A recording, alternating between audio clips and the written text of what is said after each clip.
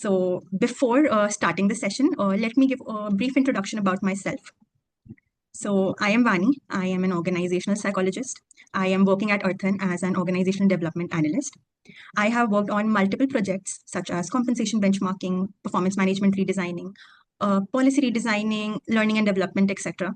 I am also POSH certified, and I am someone who is passionate about creating people first environments and not only support individuals, but also strengthen overall organizational effectiveness. So that is a little about me. Starting off with this session, I would just like to say that this session is for anyone who has ever felt that their team is working hard, but somehow no one is on the same page as the bigger plan that the organization has. So let me tell you that you are not alone. And today we are going to decode exactly what happens and what to do about it. So before starting off with the organizational alignment, I would want everyone to understand where we're starting from. And even I would want to understand where we're all starting from. So the question is that right now, does your team know the 3 top organizational priorities for this year? In the chat box, please mention if your team knows your team is completely clear with the priorities. Somewhat we have a gist. C part, it's honestly but not really sure about the team priorities. Or the fourth one, which is we have the priorities, but they keep shifting. What we can see here is that most of us sit somewhere in the middle. This is the alignment gap that we're talking about. That's somewhere in the middle, that we're not really sure we have the gist or we have priorities that keep shifting. This is the alignment gap, and it's the reason that we're here today, to understand how to deal with that gap. So moving on to how we'll be navigating through today's session, what will be the way forward is that we'll be having 4 main themes that we'll be discussing. The first theme would be focusing on the alignment gap, the space where the leadership decides and what teams actually do, the gap that is present. The second would be translating strategy into team priorities. That's the second theme that we'll be moving towards. The third theme would be dealing with cross-team dependencies, because we know that work cannot be completed by one team and it needs another team to act or first or alongside it. So we'll be understanding how to deal with that. And lastly, we would also understand role clarity versus task lists. We would understand what is the difference between task-based thinking and outcome-based thinking. So what we're going to do today is that we'll be moving towards a top-down approach. We'll be moving from what the leadership has decided, what the organizational goal is, towards translating that organizational goal, that strategy, into team priorities. Then moving from that team priority to how cross-team dependencies are dealt with. And lastly, what is the individual impact that comes, wherein the individual impact comes place. So that's how we'll be navigating through today's session. And yes, let's start off with a stat that should make every leader uncomfortable. The stat is that 70% of the organizational strategies fail, not because the strategy was wrong, but because it was never translated into what teams actually do. Let's pause for a second. 70% of organizational strategies fail. And why this happens is because teams are unclear on priorities. Work becomes fragmented. Effort and impact are not equivalent. This is the reason why 70% of these organizational strategies fail. But you know what the good news is? The good news is that this is a systems problem and not a people problem. That means that we can actually fix this problem. Let's understand this better using a scenario. So the scenario is that a CEO announces that we are going customer first this year. And all the teams start working towards it. All the departments start working towards the goal, that is, we are going customer first this year. Product starts optimizing for speed. Support starts cutting costs. Sales chases volume. Basically, everyone is working hard. But the problem is that no one is aligned. And that alignment is the alignment gap. That problem is the alignment gap. Basically, leadership sits at the top and makes the big decisions. That we are going customer first this year.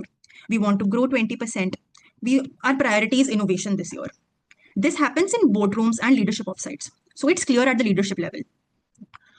Wherein the team execution comes into place, teams are the people that are actually doing the work.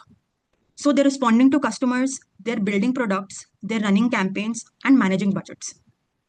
But here the gap exists. The gap is the space in between, where the strategy gets decided at the top, but never fully travels down to the teams who are actually doing the work. The teams do not know what to do differently. So the leadership thinks that the message has landed, and the teams are working hard. but both the places, they're not necessarily working towards the same thing. And here are the 4 pain points that come in. So the 4 pain points on the slide are just the 4 ways that the gap shows up in real life.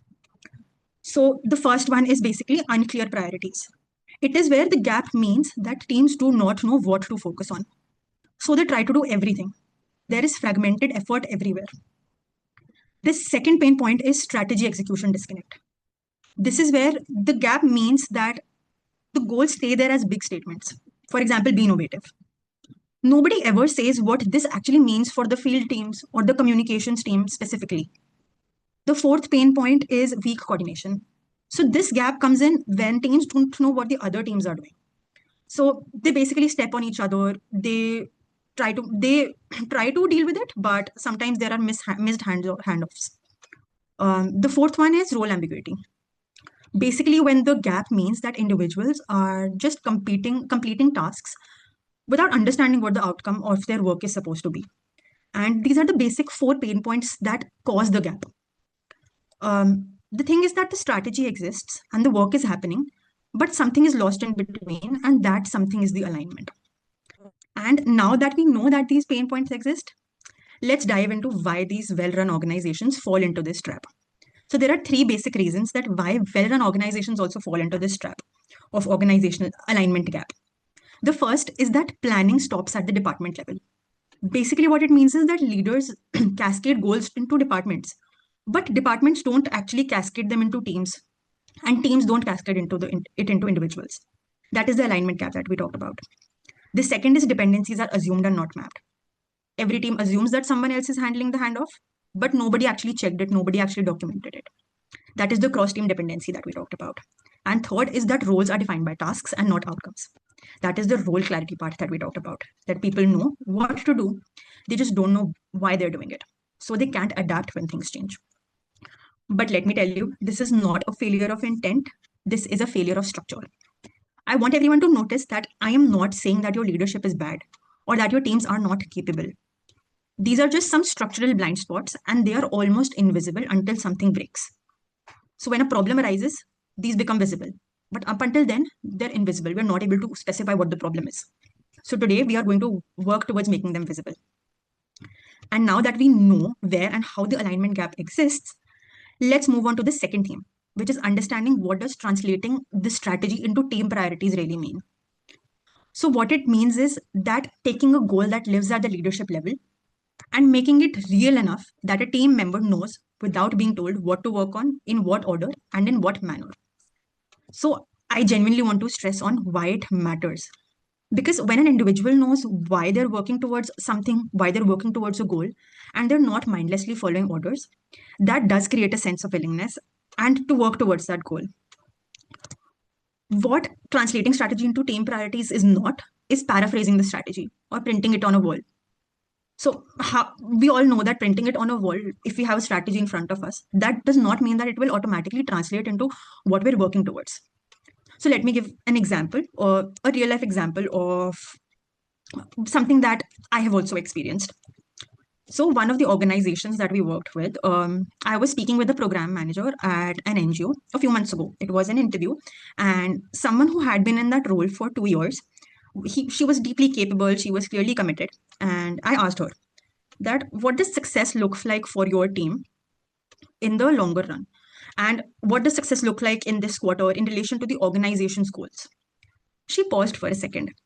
And then she said that I know my deliverables, I know what I have to do, but I am not sure about how my deliverables connect to the bigger picture.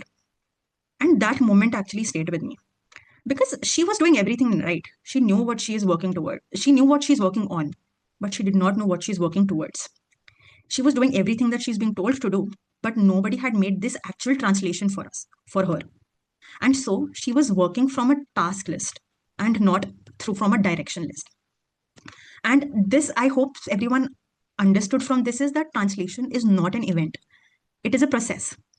And the good news is that this process has a structure. Let me show you the structure. The structure is the cascade framework. So we have 4 levels in this cascade framework, and it follows a top-down approach. Basically, level 1 is the organizational goal. wherein the organization defines its annual strategic objective. Then we move to the level 2. From the organization goal, we set a department objective. The department sets the key deliverables to support that organizational goal. We move on to level 3, which is the team priority. The team will identify 2 to 3 critical focus areas for the quarter, and according to that team priority, we will have the individual outcomes in place. So the individual will understand the outcomes that they're working towards. And that is the cascade framework. Basically, the further this cascade goes, the more real the strategy becomes for real people. And let me be very honest with everyone. Most of the organizations are great at top 2, but the bottom 2, level 3 and level 4, that's where the alignment lives or dies. So if just to get a better understanding, just to give you a better understanding of the cascade framework, let us look at what this cascade framework looks like in practice. So basically, the organization's goal is to grow revenue by 20% this quarter. It seems pretty simple, right? The goal is that we will grow 20% this quarter by the end of this year. It translates to the department objective, which is we will expand to 2 new markets by quarter 3. It helps in dealing with the organization's goal. Eventually, we will grow the revenue by 20%. But how will we expand into 2 new markets by Q3 is the question. That is where the team priority comes in. We will onboard 10 new distribution partners in quarter 2. And that will help us expand to 2 new markets. How will we onboard 10 new distribution partners? Is that we will focus on the individual outcome. That each BD member closes to qualified partners this quarter. So did you just see what a huge difference this made? From just having the organization's goal, which is grow revenue by 20%, we moved to 4 different parts of it. And this is how we translate organizational strategy into team priorities that will actually help in all teams working towards the same goal. Basically, a dependency is any piece of work your team cannot complete without the input from another team. Let's take an example for this to understand this a little better. Basically, team A needs design assets from team B to launch. But team B does not know that they're needed. And this eventually leads to delay and blame and confusion. Here, what went wrong was that team A had a plan, but team B does not know that they're expected to act. So the deadline got missed and the blame started beginning. This is the cross-team dependency that did not play out well. What the real underlying issue for this was that the dependencies were assumed. They were not named. They did exist informally, but they existed in people's heads. They were not in any specific plan. And that is the reason why a proper plan to manage these cross-team dependencies is very important. Let me help you how we make a proper plan for this. We make a plan for this using the team alignment grid. This will help make the dependencies visible. So in the team alignment grid, we have 4 main columns. The team, what is the priority for the quarter for that specific team? What will the team need from others? And what will it give to others? So let's take the example of a programs team, and then we'll connect what is the need and what is the thing that it will be providing. Basically, the programs team's priority is to complete quarter 2 field implementation of livelihood skilling program across districts. This is the priority of the team. What it will need from others is it will need beneficiary data from MEL, trainer deployment plan from HR, field travel approvals from finance. What it will give to others is monthly field progress reports to leadership, beneficiary stories and case studies to communications, and budget utilization update to finance. Basically, we have a clear picture for programs. How this links to communication is that communications priority was to publish quarter 2 impact stories across social media and produce 1 long-form donor newsletter. What communications team needs from others is beneficiary stories from programs, data and outcome highlights from MEL, approval on external messaging from leadership. As you see, communications needed beneficiary stories from programs team by 20th May. And programs team already had this in the plan. Program team already had this in the grid that they need to provide beneficiary stories and case studies to communications by 20th May. Do you see how this brings out a better clarity, a better picture, and how it will reduce the ambiguity and how it will help us deal with a better cross-team dependency? And this is why this grid is important. So basically, when we fill this grid at the start of the quarter, not after a missed deadline, the number of coordination surprises drops dramatically. What I mean is that the dependencies will go from invisible to visible and eventually from visible to owned. People would know and people would own what they're doing. So basically, one sentence in the needs column means that programs team will not have to run after MEL or run after comms team. The comms team and the MEL would know that it's already in the plan and they would already be working towards it. And that's how we bring more clarity and bring a proper plan to manage this. Now that I hope that everyone is clear with the team alignment and how we can deal with cross team dependencies, I hope that we can start moving on to the next phase, the next theme. Now that we're done with the team part of it, let's move to the individual part of it.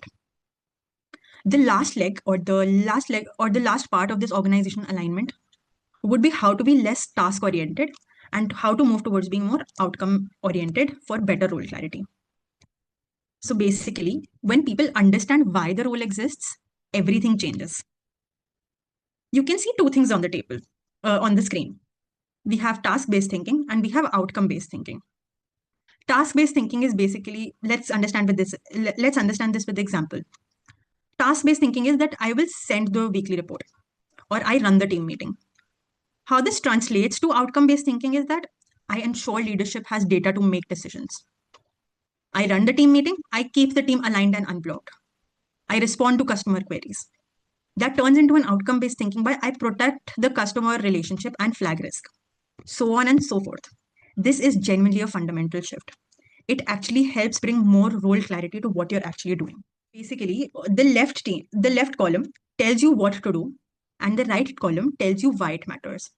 It gives you the freedom to figure out the how. I will repeat, the left column tells you what to do, and the right column tells you why it matters. Basically, how task-based thinking is a part of everyone's life right now, but part of everyone's teams right now. But I would again emphasize that it is very important to move towards outcome-based thinking. And how we do that is something that we'll be working towards now. Let me share with you the role charter. The role charter is something that will actually help you and your teams to move from task-based to outcome-based thinking. Outcome-based thinking, yes. So the role charter is basically a simple template to shift any role from task-based to outcome-driven.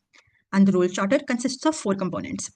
These components are that what the role exists to do, what the key outcomes of the role will be, what are the decisions the role will own, and what success will look like. Let's take the example of a people and culture manager to understand this role charter a little better. Basically, the role exists for a people and culture manager to build a culture where people do their best work and the organization retains its best talent. The key outcomes for people culture manager would be retention above 85%, onboarding NPS above 70, team health scores tracked every quarter. The decisions owned by a people and culture manager would be hiring process design, policy changes, L&D investments, etc. And what success would look like for a people and culture manager would be that people feel seen, supported, and completely clear on what is expected of them. So did you notice that there was no mention of a run payroll, organize team events, or any one specific task? Those are actually the how, not the why. We focused on the why right now. And this role charter explains why the role exists, which is exactly what guides good decision making. What you can do is that you can fill this out in a 30-minute conversation with any of your team members. And this role charter does not require a restructure. It requires a conversation about purpose, which is often one that nobody's had. I'm sure that we don't have a conversation about the purpose, but we have a conversation about what we're doing and how we're doing it. So, and you will be able to find the full template for this role charter in the toolkit post this session. You'll be able to access all the things that we're talking about in the post session handout. So shifting from a task-based to an outcome-based thinking changes everything. This one shift changes everything. And let me share what this actually changes. Basically, it helps people self-direct better. When you know the outcome you're responsible for, you can figure out the right tasks without waiting to be told. It improves escalation dramatically. People escalate risks to outcomes, not activity reports. Leaders will get the right information at the right time. And what it will help with is that collaboration becomes more natural. Everyone will know what their role is for, and it is easier for them to understand when collaboration adds value versus when it's just more meetings. This is how this shift from a task-based thinking to an outcome-based thinking will help. And what it translates to is that when people know what they're here to achieve, not what they're here to do, they stop waiting to be told. Let me emphasize, when people know what they're here to achieve and not what they're here to do, they stop waiting to be told. And that's what translating strategy is. Now that we've discussed all the 4 levers, let's go back to them once again. The first lever was strategy cascade, wherein we break down organizational goals to department objectives to team priority, and team priorities to individual outcomes. The lever 2 is priority mapping. Sequence what matters and actively deprioritize what does not. The third lever is dependency mapping. We will name the cross-team needs before the quarter starts and not after it. And we can shift. And the fourth is the role clarity. Shifting every role from a task list to an outcome-defined charter. These are the 4 levers of alignment that drive results. And these aren't 4 separate projects. They are one integrated system. You can fix one, and it creates the conditions for others to take hold. The toolkit that we're talking about will help you move towards these goals. What you're going to receive in your take-home toolkit post the session would be a priority mapping canvas, which will help you define and sequence team priorities for the quarter and explicitly name what you're deprioritizing. I would suggest that you take 45 minutes with your team, and it will work in any planning session. The role charter template is basically redefine any role based on outcomes, not tasks. You can use it as a one-on-one in your next check-in or as a team exercise. You can take 30 minutes per role, and it will definitely change how people show up. And the third tool would be a team alignment grid. You can map cross-team dependencies before the quarter starts.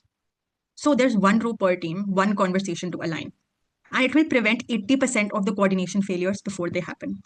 And that is the toolkit that you'll be taking with yourselves post this session. And these toolkits will be practical, fillable, and there'll be no external help required to fill these. What we've come back to is that alignment is not built in a workshop. It is built one clear conversation at a time. Basically, I have 3 questions in front of me. You all have 3 questions in front of you. Question 1 is that where in my organization does strategy most often lose its clarity? And which level does it stop cascading? Question 2 is that which team dependency are we currently assuming rather than naming? And question 3 is, does each person on my team know what the outcome they exist to achieve or what tasks they do? You don't need to answer these 3 questions right now. You do not need to fix everything at once. These questions will help you start. You can pick one question that stings the most, and that will be your starting point. You can open the toolkit and find the tool that matches your question. Then you can have one conversation with your team using that tool this week or this quarter, and I'm sure that it will help you in having better organizational alignment. And after everything that we've discussed in the webinar today, what we've understood is that you do not have a strategy problem, you have a translation problem. Basically, your leadership is not wrong, your teams are not wrong, you're not working towards bad strategies, you do not have bad strategies, you just need to know how to translate these strategies. And I hope this webinar helped understand how we can translate these strategies into real time. Please take a moment to fill out the feedback form and share your thoughts with us. This feedback form would just take a couple of minutes, and post submitting the feedback form, you will be able to access the toolkit that we've been talking about. So we have, do you suggest working on the tools with all members of the team or just team leads from cross departments? So I would suggest that on the individual level, everyone can work on the team, on the tools with the team members and not just the team leads. Because if you're a small organization, working per team member would help create more impact using those tools. If we have a large organization, having the team leads work on these toolkits and then for moving forward would actually help. So how can we convince the leadership for flexibility, Anna? And I think that we can convince the leadership for flexibility by actually translating what we've discussed today to the leadership team. Basically, so basically, you would actually want to share with your leadership the impact that what this flexibility would help you with, the impact that this flexibility will help you create. So if we have comms, social media, etc., the impact that the flexibility would help you create is what you need to translate to the leadership. And having role clarity and having cross-team dependency, using these toolkit, I think we'll get a better picture of where the impact lies, and that will help you explain the leadership for flexibility. Thank you so much, everyone, for joining. Here's my email ID, vani@arthancareers.com. In case there are any more questions or in case there is anything that you would like to talk about, anything that you would like to address, feel free to reach out. Feel free to talk about it, write about it. And glad that everyone joined in today. Thank you so much for joining. I hope this session was fruitful.